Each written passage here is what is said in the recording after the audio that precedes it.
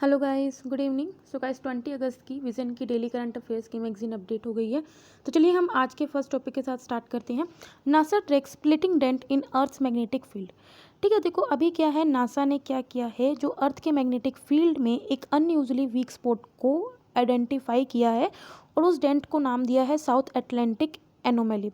देखो क्या होता है, जो अर्थ का मैग्नेटिक फील्ड होता है ना, वो हमें प्रोटेक्ट करता है। किससे? जो सन से चार्जेस आते हैं, मतलब उनसे हमें क्या करता है, प्रोटेक्ट करता है। और अगर अर्थ का मैग्नेटिक फील्ड अगर कमज़ोर हो रहा है तो उसमें क्या होएगा, जो सन के चार्जेस आएंगे वो हमें इम्पेक्ट कर सकते हैं। ठीक है, तो यही सिंपल सी बात है जो हम इसमें पढ़ेंगे। ठीक है, तो यही है कि अभी क्या है, नासा ने कुछ अनयूजली जो वीक स्पॉट है अर्थ के मैग्नेटिक फील्ड में, उसे क्या किया, ट्रैक किया है, जिसका नाम है साउथ एटलांटिक एनोमली। ठीक है, इस वजह से क्या होएगा, जो सन के जो चार्ज्ड पार्टिकल्स होंगे वो हमारे अर्थ सरफेस में आएंगे, क्लोजली आएंगे देन नॉर्मल, मतलब नॉर्मली जितने आते हैं उससे ज़्यादा आएंगे। ठीक है, ये भी ऑब्जर्व किया गया है, ये जो हमने जो डेंट ऑब्जर्व किया, कहाँ पे किया है, साउथ अमेरिका और साउथर्न अटलांटिक ओशन में किया है। रिसेंट डाटा ने ये किया है, शो किया है कि जो ये साउथ अटलांटिक एनोमली है ये वेस्ट वर्ड एक्सपेंड हो रही है और साथ में ये इसके स्प्लिट हो गया है, दो डिविजन्स में स्प्लिट हो गई है, जिस वजह से क्या मैग्नेटिक फील्ड क्या है, वीक हो रहा है। अब ये क्या इम्पैक्ट कर सकता है, जरा हमें ये पता होना चाहिए किसको इम्पैक्ट करेगा। पहली बात तो जो हमारे अर्थ के लो अर्थ ऑर्बिट में जो सैटेलाइट्स हैं उन्हें इम्पैक्ट करेगा, क्योंकि वो क्या है, वो ट्रैवल कहाँ से होके जाती हैं, इसी से होके जाती हैं, साउथ एटलांटिक एनोमली से ट्रैवल होके जाती हैं। तो उन पे क्या खतरा है कि वो जो सोलर पार्टिकल्स हैं उनसे वो टकरा सकती हैं, जिस वजह से कुछ शॉर्ट सर्किट आ सकते हैं या फिर कुछ परमानेंट डैमेज हो सकता है उन सैटेलाइट्स को। दूसरा क्या होएगा, जो इंटरनेशनल स्पेस स्टेशन है उसे भी इम्पैक्ट करेगी। वो भी आपको पता है कि इंटरनेशनल स्पेस स्टेशन है वो भी लो अर्थ ऑर्बिट में सिचुएटेड है। तो उससे क्या होएगा, जो इंस्ट्रूमेंट्स हैं उन्हें भी क्या पड़ेगा, वहाँ पे इम्पैक्ट पड़ेगा। अब जरा ये देखते हैं, ये जो साउथ एटलांटिक एनोमली है वो अराइज कैसे हुआ। देखो ये अराइज हुआ है from mainly two features of earth को। ठीक है, एक तो कह रहे हैं कि जो मैग्नेटिक एक्सिस, जो आपको पता है हमारा अर्थ जो टिल्ट है वो उसकी वजह से हुआ है, और जो आउटर कोर के थ्रू जो मोल्टन मेटल फ्लो हुआ है, मोल्टन मेटल्स फ्लो होते हैं उसकी वजह से हुआ है। ठीक है, the tilt of its magnetic axis and the flow of the molten metals with in the outer core. ठीक है गाइज, ये तो आपको पता ही होगा कि यार ये इनर कोर, आउटर कोर, फिर मेंटल, फिर क्रस्ट, ये तो आपको पता ही होगा। ठीक है, तो ये है। लेकिन अभी तक देखा गया इस जो SAA डिग्रेडेशन जो हुआ है, जो भी अभी वीक स्पॉट आया है, अभी तक उसने अर्थ सरफेस पे कोई भी इम्पैक्ट, ऐसा मतलब कि बुरा इम्पैक्ट नहीं किया अभी तक। ठीक है, देखो अभी यहीं पे आ गया कि अर्थ मैग्नेटिक फील्ड एक तरह की हमारी प्रोटेक्टिव शील्ड होती है अराउंड आवर प्लेनेट, जो क्या करती है, सन से आने वाले जो भी चार्ज्ड पार्टिकल्स होती हैं उन्हें या तो ट्रैप करती है या फिर रिपेल करती है। मतलब कि सिंपली बात है, वो अर्थ में अंदर नहीं आने देती। ठीक है, मैग्नेटिक फील्ड जो अर्थ का होता है ये किसकी वजह से होता है, due to the metallic and liquid outer core. So guys ये आपको अच्छे से पता होना चाहिए, मतलब कि UPSC में पूछ सकते हैं कि मैग्नेटिक फील्ड ऑफ अर्थ किसकी वजह से होता है, तो आपको पता होना चाहिए it is due to the metallic and the liquid outer core, जो आपको ये इसकी ये तो डेप्थ पता ही होगा, जो कि 3000 किलोमीटर बिलो आवर फीट होता है। ठीक है, सो गाइस आई होप आपको ये समझ में आई होगी पहली न्यूज़। नेक्स्ट न्यूज़ पे चलते हैं। Plastic pollution in Atlantic at least 10 times worse than the thought. अभी एक न्यू स्टडी की गई है जिसमें एस्टिमेट किया है कि जो अटलांटिक ओशन में जो माइक्रो प्लास्टिक पोल्यूशन है उसका जो अमाउंट है वो कितना है, 11.6 से 21.1 मिलियन टन। मतलब ये बहुत ज़्यादा है, जो हमने पहले कभी डिटरमाइन किया था उससे बहुत ज़्यादा है। ठीक है, अगर IUCN के अकॉर्डिंग देखा जाए, मतलब international union for conservation of nature, उसके अकॉर्डिंग अगर देखा जाए तो एटलीस्ट 8 मिलियन टन जो प्लास्टिक है वो हर साल ओशन में डंप किया जाता है।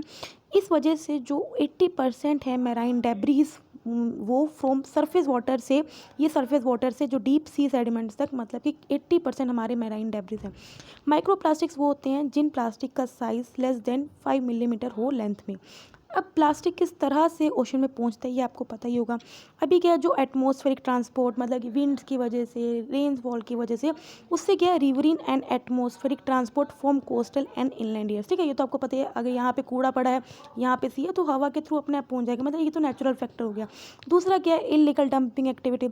इंडस्ट्रीज क्या है, डंप कर रही हैं, कोई लॉ नहीं है तो इलीगल डंपिंग एक्टिविटीज हो रही है। दूसरा क्या है, direct at sea littering from shipping, fishing, aquaculture activity से क्या डायरेक्टली क्या लोग यहाँ पे अपना कूड़ा कचरा क्या कर देते हैं, डंप कर देते हैं। तो इस वजह से है कि किस तरह से जो प्लास्टिक है वो ओशंस तक पहुँचती है। अब हार्मफुल इफेक्ट क्या है प्लास्टिक पोल्यूशन के। देखो प्लास्टिक क्या है, पहली बात आपको पता है नॉन बायोडिग्रेडेबल है। इसका मतलब ये 100 से ये हज़ारों साल ले लेती है उसको डिकम्पोज होने में। ये हमारी मैराइन लाइफ को इम्पेक्ट करती है। कैसे इम्पेक्ट करती है? डिजोल्व ऑक्सीजन क्या है हमारी कम हो जाएगी, जिससे हमारा जो बायोलॉजिकल ऑक्सीजन डिमांड है वो हमारी बढ़ेगा। ठीक है, तो आपको पता होना चाहिए biological oxygen demand is inversely proportional to dissolve oxygen. जितना डिजोल्व ऑक्सीजन हमारे ओशन में ज़्यादा होएगा तो हमारी मैराइन लाइफ उतनी अच्छी रहेगी। ठीक है, लेकिन अगर डिजोल्व ऑक्सीजन कम होता रहेगा तो इतना हमारे मैराइन जो लाइफ है उस पर इम्पैक्ट पड़ता है। ठीक है, तो ये कि हमारी मैराइन लाइफ पे इम्पैक्ट पड़ता है, ओशन की हेल्थ पे, कोस्टल टूरिज्म, इवन की ह्यूमन हेल्थ पे भी इफेक्ट पड़ता है। और क्योंकि ये कहीं ना कहीं के ह्यूमन फूड चेन में आ जाते हैं। भाई आप कल को अगर मछली खा रहे हो तो मछली ने ये सब खाया हुआ है तो आप इनडायरेक्टली क्या, फिर वही बायोमैग्निफिकेशन वाली बात। ठीक है, तो यही होता है। अब इंटरनेशनल लेवल पे क्या क्या एफर्ट्स लिए गए हैं, देखो 1972 में convention on prevention of marine pollution by dumping waste and other matter आया था, जिसे लंदन कन्वेंशन भी बोलते हैं। 1978 में एक आया था MARPOL, that is the protocol to the international convention for prevention of pollution from ship. ठीक है, सो यही कुछ इंटरनेशनल कन्वेंशन है जो हमने प्लास्टिक को कम करने के लिए ले रखे हैं इंटरनेशनल लेवल पे। आगे बढ़ते हैं। Centre approves national recruitment agency for conducting a common eligibility test. I think ये न्यूज़ आपको अभी तक पता चली गई होगी, क्योंकि इतना तो आप टीवी देखते ही होंगे या न्यूज़ पढ़ते ही होंगे। अभी क्या है जो देखो इसमें नॉर्मली क्या है, अभी आपको पता है एसएससी, बैंकिंग के, रेलवे के अलग अलग एग्जाम होते हैं।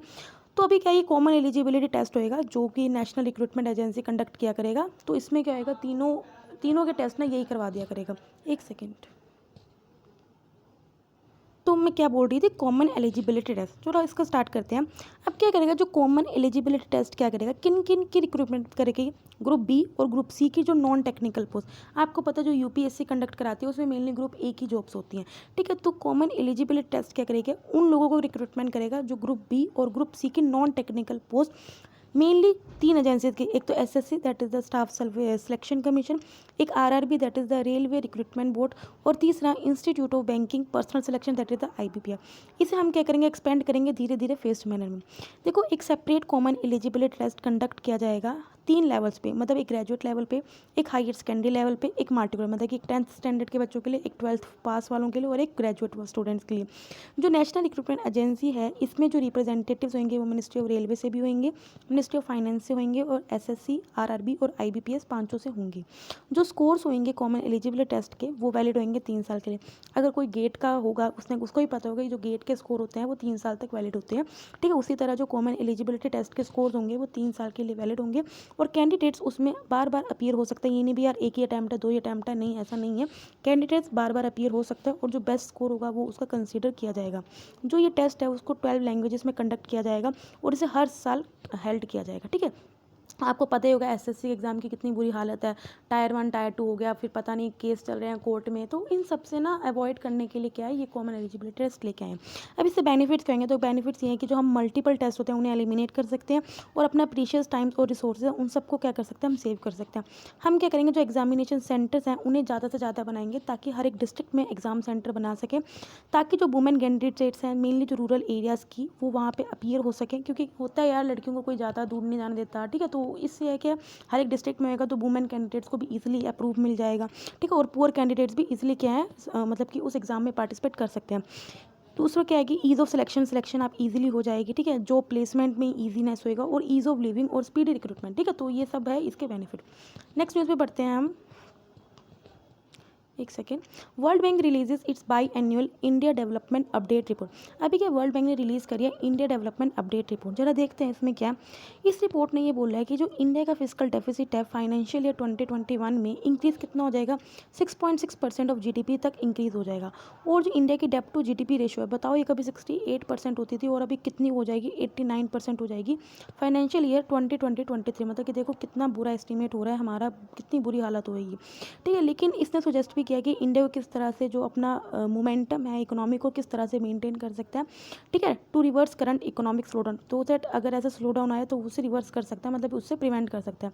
तो देखते क्या क्या सुजेशन दिए हैं। उसने पहले तो सुजेशन दिए कि किस तरह फिजिकल रिफॉर्म स्ट्रेंथन कर सकते हो। भैया देखो आपका डेप्ट ज़्यादा हो रहा है, इसका मतलब आपको क्या करना होगा, अपने रेवेन्यूज़ बढ़ाने होंगे। तो बात तो वही है ना।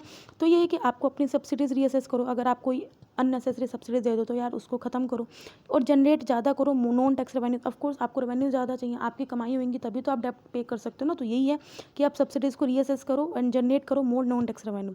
आप क्या करो, अपनी बोरिंग्स को इवेल्युएट करो। भाई आप इतना डेप्ट कर्जे में तभी हो ना क्योंकि आपने उधार ज़्यादा लिया हुआ है, या चाहे या तो डोमेस्टिकली लिया हुआ है या एक्सटर्नली लिया होगा, तो उसे ज़रा इवेल्युएट करो। और क्या करो, जो यार डिसइन्वेस्टमेंट तो आप इतना कर रहे हो, तो डिसइन्वेस्टमेंट से जो आपके पैसे आ रहे हैं उससे अपनी न्यू बोरिंग्स के साथ लिंक करो ना। मतलब जो आपने बोरिंग्स ली हुई है, सपोज करो मैंने 100 रुपये का उधार ले रखा है, अगर मैंने अपना कुछ बेच के मैंने 50 रुपये कमाया, तो भाई इसको 50 रुपये को चुकाओ यार, कम से कम आपका बोरिंग तो कम होएगी, उधार तो कम होएगा। तो यही बोला उन्होंने, लिंक करो repayment of new borrowings to disinvestment receipts. मतलब जो भी आपको डिसइन्वेस्टमेंट करके पैसा मिल रहा है उसे क्या करो, अपने उससे कुछ कर्जा उतारो। अब फाइनेंशियल सेक्टर में क्या रिफॉर्म्स करने हैं, उन्होंने बोला कि जो आपके फाइनेंशियल सेक्टर सेफ्टी नेट्स हैं उन्हें थोड़ा स्ट्रेंथन करो। और क्या करो, जो आपके फ्रेमवर्क हैं, इंस्टीट्यूशनल फ्रेमवर्क, मतलब जो गाइडलाइंस हैं डेप्ट रिस्ट्रक्चरिंग और इंसॉल्वेंसी को, उन्हें रेगुलेट करो। दूसरा क्या, देखो अभी ये स्कीम ये आप हमेशा पढ़ते हो, आई थिंक मैंने आपको पहले ही बताया था, हम हर 2-3 दिन में ये पढ़ते ही हैं। जो अभी हम एनबीएफसी को इतने ज़्यादा लिक्विडिटी असेस दे रहे हैं, तो उसे एक इंस्टीट्यूशनलाइजिंग करने में, इंस्टीट्यूशनलाइजिंग मतलब कि उसे किसी ऑर्गेनाइजेशन के अंडर लाने की जरूरत है। तो यही बोले, इंस्टीट्यूशनलाइजिंग recently launch liquidity scheme for NBFC. क्या करना चाहिए, डीपर कैपिटल मार्केट रिफॉर्म। देखो गाइस, 2 तरह की मार्केट होते हैं, एक मनी मार्केट होते हैं, कैपिटल मार्केट होते हैं। मनी मार्केट मेनली होता है जिसमें लेस देन 1 ईयर हम मतलब कि कोई भी प्रोसेसिंग करते हैं, और capital market mainly greater than 1 year होता है। तो हमें क्या करेंगे, जो अपनी कैपिटल मार्केट है उनमें कुछ रिफॉर्म्स करने होंगे। जैसे हम क्या करेंगे कि जो इंस्टीट्यूशनल इन्वेस्टर्स, मतलब कि जो किसी ऑर्गेनाइजेशन में इन्वेस्ट करते हैं, स्पेशली लॉन्ग टर्म फाइनेंस के लिए, मतलब लंबे समय के लिए इन्वेस्ट करते हैं, तो उनके लिए जो इन्वेस्टमेंट गाइडलाइंस है उन्हें एक बार आप दोबारा मतलब कि रीअसेस करो। और साथ में जो उन लोगों के जो इस असेट और लिएबिलिटी मिसमैच इश्यूज होते हैं उनको आप एड्रेस करो। हेल्प, दूसरा क्या है, इन्होंने बोला है कि आप स्पेशली उन फर्म्स को हेल्प करो, फाइनेंशियल सर्विसेज प्रोवाइड करो, जैसे मेनली एमएसएमईज, या फिर जिन्हें उन सेक्टर्स को जिनको अभी क्रेडिट की या लिक्विडिटी की बहुत ज़्यादा ज़रूरत हो। ठीक है, ग्रेजुअली आप क्या करो, जो हमारे प्रायोरिटी सेक्टर लैंडिंग है उन्हें ज़्यादा से ज़्यादा प्रोवाइड करो ताकि मार्केट में डिस्टॉर्शंस ना हो पाए। दूसरा ने बोला सोशल प्रोटेक्शन। सोशल प्रोटेक्शन आप कैसे दे सकते हो, पोर्टेबल कैश या इंश्योरेंस सपोर्ट दे सकते हो जो अर्बन पुअर है। साथ में हम क्या कर सकते हैं, fostering deeper accountability and the institutional convergence for the social protection. So guys, यही था कि जो सजेशन दिए कि किस तरह से हम अपना जो ये इकोनॉमी हमारे इम्पैक्ट होने वाला है, इकोनॉमी स्लो डाउन होने वाला है, उसे हम किस तरह से रिवर्स कर सकते हैं। ठीक है, चलिए नेक्स्ट न्यूज़ पे बढ़ते हैं। अभी क्या, India energy exchange gets central electricity regulatory commission nod for green market. अभी ये जो सेंट्रल, ये आपको पता ही होगा, जो इंडियन एनर्जी एक्सचेंज है हमारा फर्स्ट लार्जेस्ट एनर्जी एक्सचेंज है इंडिया में। तो अभी क्या, इसको सेंट्रल इलेक्ट्रिसिटी रेगुलेटरी कमीशन की अप्रूव मिल गया कि वो ग्रीन मार्केट मतलब कि स्टार्ट कर सकता है। तो अभी क्या, सेंट्रल इलेक्ट्रिसिटी रेगुलेटरी कमीशन ने इंडियन एनर्जी एक्सचेंज के प्रपोजल को अप्रूव कर लिया और उसने बोला कि ठीक है, अब आप green term ahead market contracts में भी ट्रांजेक्शन कर सकते हो। अब ये क्या भला, अभी हम पढ़ते हैं। देखो, ग्रीन टर्म अहेड मार्केट में क्या है, ये आपको एक्सक्लूसिवली प्लेटफॉर्म प्रोवाइड करेगा कि यहाँ पे आप रिन्यूएबल एनर्जी का ट्रेडिंग कर सकते हो। ठीक है, देखो इंडियन एनर्जी एक्सचेंज में क्या है कि आप सिर्फ इलेक्ट्रिसिटी मतलब किसी भी टाइप की हो उसे ट्रेड कर सकते हो, लेकिन जो ग्रीन टर्म अहेड मार्केट है उसमें आप रिन्यूएबल एनर्जी को ट्रेड कर सकते हो। ठीक है, और ये इंडिया का पहला फिजिकल ट्रेडिंग है जो रिन्यूएबल एनर्जी का है। ठीक है, ग्रीन मार्केट को हमने रिकॉग्नाइजेशन दिया ग्रीन पावर का। ठीक है, कि आप ग्रीन पावर का ट्रेड कर सकते हो। इसमें क्या आएगा, देखो रिन्यूएबल परचेज ऑब्लिगेशंस क्या होता है। देखो लाइक मुझे ये रिन्यूएबल एनर्जी एक मतलब प्रोड्यूस करती है कंपनी, और मुझे क्या है, मुझे इससे परचेज करनी है रिन्यूएबल एनर्जी। तो मैं बोलती हूँ कि ठीक है यार, आप मुझे 100 मेगावाट की एनर्जी बना के दो, मैं आपसे ले लूँगी। तो वो बदले में क्या देता है, इसको आरपीओ देता है, that is the renewable purchase obligation देता है। ठीक है, तो इसमें यही होएगा। इसमें क्या आएगा, जो ऑब्लिगेटेड एंटिटीज़ हैं वो रिन्यूएबल एनर्जी जो कंपनीज होंगी उनसे क्या करेंगी, पावर खरीद सकेंगी और उसके एक्सचेंज में क्या करेंगी, अपने रिन्यूएबल परचेज ऑब्लिगेशन देंगी। ठीक है, 10 obligated entities be able to discharge the renewable purchase obligation by buying power from renewable energy companies in the exchange. पहले क्या था, पहले सिर्फ ये कहा कि जो वो रिन्यूएबल एनर्जी उसमें विंड और सोलर एनर्जी को वो काउंट नहीं करते थे। मतलब कि अगर वो विंड और सोलर एनर्जी वो खरीद रहे हैं तो उसमें वो क्लेम नहीं कर सकते आरपीओ। ठीक है, पहले ऐसा था। अर्लियर क्या था, तो obligated entities of the power from wind और solar company could not claim that he had met RPO. ठीक है, तो वो क्लेम नहीं कर सकते थे। लेकिन अब जो ये हर्डल था ना, वो हर्डल मिट गया। ठीक है, ऑल्सो सेपरेट कॉन्ट्रैक्ट होगा सोलर और नॉन सोलर एनर्जी का to facilitate solar and non solar RPO fulfilment. अब इस मूव का बेनिफिट क्या होगा, इसमें बेनिफिट ये है कि हम इलेक्ट्रिसिटी में रियल टाइम मैनर में ट्रेड कर सकते हैं और साथ में जो रिन्यूएबल एनर्जी पावर को सीमलेस में ट्रांसपेरेंट मैनर में इंटीग्रेट कर सकते हैं। इससे क्या होएगा, जो हमारी नेशनल ग्रीन कैपेसिटी टारगेट्स हैं वो इंक्रीज़ होंगे और कंज्यूमर्स को भी ज़्यादा चॉइसेस मिल सकती हैं। ठीक है, अब ये तो आपको पता ही होगा, जो इंडियन एनर्जी एक्सचेंज है जिसे कौन रेगुलेट करता है, सेंट्रल इलेक्ट्रिसिटी रेगुलेटरी कमीशन। ये पहला और लार्जेस्ट एनर्जी एक्सचेंज है इंडिया में, और ये प्रोवाइड करता है nation wide automated trading platform for physical delivery of electricity. मतलब वही ट्रेडिंग प्लेटफॉर्म है यार, आप इलेक्ट्रिसिटी का ट्रेड कर सकते हो, रिन्यूएबल एनर्जी का, एंड एनर्जी सेविंग सर्टिफिकेट। ठीक है, सो आई होप गाइस आपको समझ में आया हो। चलो अब छोटी छोटी न्यूज़ पे पढ़ते हैं। एफआरपी देखो गाइस, आपको पता ही है एफआरपी सिर्फ और सिर्फ शुगर का डिक्लेयर होता है, बाकी और क्रॉप्स का एमएसपी होता है। अभी cabinet committee on economic affairs ने अप्रूव किया एफआरपी किसका, शुगर केन का 2020-2021 के लिए। एफआरपी क्या होता है, मिनिमम प्राइस होता है जिससे शुगर केन परचेज करता है कौन, शुगर मिल्स क्या करती हैं, परचेज करती हैं फ्रॉम फार्मर। ये कौन डिटरमाइन करता है, under sugar cane control order 1966। देखो डुअल प्राइसिंग मैकेनिज्म है शुगर केन के। देखो ऐसे ही हमारा एमएसपी भी दो तरह के, मतलब कि एक स्टेट अपना कुछ ऐड करके देती है, उसी तरह के दो प्राइस होते हैं शुगर केन का। जो एफआरपी है वो सेंट्रल गवर्नमेंट अनाउंस करती है, किसके रिकमेंडेशन से, गाइस ये आपको पता होना चाहिए, commission for agriculture cost and prices की रिकमेंडेशन से क्या है एफआरपी अनाउंस करती है सेंट्रल गवर्नमेंट। बाकी स्टेट क्या करती हैं, कुछ इसमें और एडिशन करके क्या अनाउंस कर सकती हैं, स्टेट एडवाइस प्राइस जो जनरली हायर होता है देन एफआरपी। मतलब कि सेंट्रल गवर्नमेंट ने बोला कि ठीक है मैं 100 रुपये में तुम्हारा गन्ना लूँगा, लेकिन स्टेट गवर्नमेंट ने अपना ऐड प्राइस कर दिया, बोल दिया कि चलो छोड़ो मैं आपको 105 रुपये में दे दूँगी। ठीक है, तो ये एसएपी हो गया। ठीक है, तो यही करती है स्टेट गवर्नमेंट। आगे बढ़ते हैं, स्टूडेंट लर्निंग एनहेंसमेंट गाइडलाइंस। ये गाइडलाइंस किसने रिलीज़ करी है, मिनिस्ट्री ऑफ एजुकेशन में। बाकी ये गाइडलाइंस प्रिपेयर किसने करी है, एनसीईआरटी ने। अब ये इसलिए गाइडलाइंस को प्रिपेयर इसलिए किया है ताकि अभी आपको पता है लॉकडाउन की वजह से जो स्टूडेंट्स की लर्निंग पे जो लॉस हुआ है या इम्पैक्ट पड़ा है, हम उनके जो इश्यूज़ हैं उन्हें क्या कर सकें, एड्रेस कर सकें। साथ में ये गाइडलाइन उन लोगों की भी हेल्प करेगी जिन बच्चों के पास ऑनलाइन लर्निंग का एक्सेस नहीं है, और उन्हें रिकमेंड करेगी किस तरह से वो होम पे अपनी लर्निंग मतलब कि कंटिन्यू कर सकते हैं विद देयर टीचर्स या फिर वॉलंटियर्स मतलब कि सपोज करो कोई अपनी मर्जी से पढ़ाना चाहे, उनके साथ अपनी जो लर्निंग है उसे कंटिन्यू कर सकते हैं। First snow leopard conservation centre अभी उत्तरकाशी फॉरेस्ट डिवीजन में, जो कि उत्तराखंड में है, वहाँ पे first snow leopard conservation centre open हुआ है। कंजर्वेशन सेंटर किसने बिल्ड किया है, उत्तराखंड के फॉरेस्ट डिपार्टमेंट ने, और साथ में यूएन डेवलपमेंट प्रोग्राम ने इसे बिल्ड किया as a part of its project secure Himalaya का। ये सिक्योर हिमालय प्रोजेक्ट का ये पार्ट है। देखो सिक्योर हिमालय का देखो यही एम है ताकि जो हिमालय का इकोसिस्टम है हम उसे क्या कर सकें, रिस्टोर कर सकें और उसे सस्टेनेबल वे में डेवलप कर सकें, ताकि हम वहाँ के रहने वाले लाइवलीहुड मतलब कि जो भी हैबिटेट वाले लोग हैं, मतलब स्नो लेपर्ड्स या जो भी वहाँ रहते हैं स्पीसीज, उनको कंजर्व कर सकें और सस्टेनेबली यूज़ कर सकें। ये प्रोजेक्ट इसलिए भी हमने स्टार्ट करा है ताकि हम स्नो लेपर्ड्स को कंजर्व कर सकें और भी जो वहाँ पे एंडेंजर्ड स्पीसीज रहते हैं उन्हें कंजर्व कर सकें, एंड देयर हैबिटेट जो भी हिमालयस में रहते हैं। अभी आईयूसीएन स्टेटस क्या स्नो लेपर्ड का, वल्नरेबल है। ठीक है, अभी चलते हैं फुलदुन कसाई। देखो ये क्या है, ये त्रिपुरा मिजोरम बॉर्डर पे एक विलेज है, जो अभी क्या है इस विलेज की वजह से क्या है दोनों स्टेट्स में, जैसे त्रिपुरा और मिजोरम में क्या हो रहा है, डिस्प्यूट हो रहा है। It is a village on the Tripura Mizoram border and has found it self the centre of jurisdiction dispute between the two state. Traditionally क्या है, जो फुलुन्स्काई विलेज है, जो काउंसिल है, वो मेनली त्रिपुरा का पार्ट है, लेकिन जो इसका ईस्टर्न साइड है वो मिजोरम में पड़ता है। अब जो फुलदुंग स्काई पे ही एक हाईएस्ट पीक है त्रिपुरा की, हाईएस्ट बैटलिंग चिप, वो एक की टूरिस्ट डेस्टिनेशन भी है। ठीक है, आगे बढ़ते हैं पिनाका। देखो अभी क्या है, रिसेंटली क्या फर्स्ट एवर पिनाका रॉकेट्स हैं जो कि फुली मतलब मैन्युफैक्चर किसके द्वारा किया है, प्राइवेट सेक्टर के द्वारा, उन्हें सक्सेसफुली टेस्ट कर लिया गया है आर्मी ने। देखो पिनाका क्या है, indigenous multiplier rocket launch system है जो डीआरडीओ के द्वारा डेवलप किया जाता है, defence research and development organisation के द्वारा। हर एक पिनाका रॉकेट है उसकी कैपेबिलिटी कितनी है कि वो 100 kg पेलोड को कैरी कर सकता है, और उसकी जो रेंज कितनी है 40 किलोमीटर। गाइस ये आपको पता होना चाहिए, स्पेशली रेंज आपको पता होना चाहिए, ठीक है, क्योंकि इंपॉर्टेंट हो जाती है। आगे बढ़ते हैं टॉक्सिन इन हैंड सैनिटाइजर। अभी क्या है, जो United state food and drug administration है, उन्होंने बोला है कि जो हैंड सैनिटाइजर हैं उनमें 1 प्रोपेनॉल की प्रेजेंस है। अभी 1 प्रोपेनॉल क्या है, एक टॉक्सिक एलिमेंट है जो सेंट्रल नर्वस सिस्टम को डैमेज कर सकता है और एक लाइफ थ्रेटनिंग भी हो सकता है अगर हमने उसे इंजेस्ट कर लिया, मतलब अगर हमने जो डाइजेस्ट कर लिया। जो 1 प्रोपेनॉल है ये प्राइमरी अल्कोहल ही है, ये मेनली उन प्रोडक्ट्स में मैन्युफैक्चरिंग में यूज़ होती है, जैसे फार्मास्यूटिकल जो भी प्रोडक्ट्स होते हैं उनमें यूज़ होती है, कॉस्मेटिक्स में यूज़ होती है, रबिंग अल्कोहल्स में यूज़ होती है, या फिर अदर केमिकल्स या कमर्शियल गुड्स में हम इसे यूज़ करते हैं। ठीक है, देखो मेनली गाइस जो हैंड सैनिटाइज़र होता है उसमें मेनली इथेनॉल हम यूज़ करते हैं, और इथेनॉल क्या है हमारी हेल्थ के लिए ख़राब नहीं होता। ठीक है, लेकिन जो 1 प्रोपेनॉल है ये टॉक्सिक है। ठीक है, तो यही क्या बोला है UN food and drug administration ने बोला है। आगे बढ़ते हैं, Prakash Purab of the Guru Granth Sahib ji celebrated.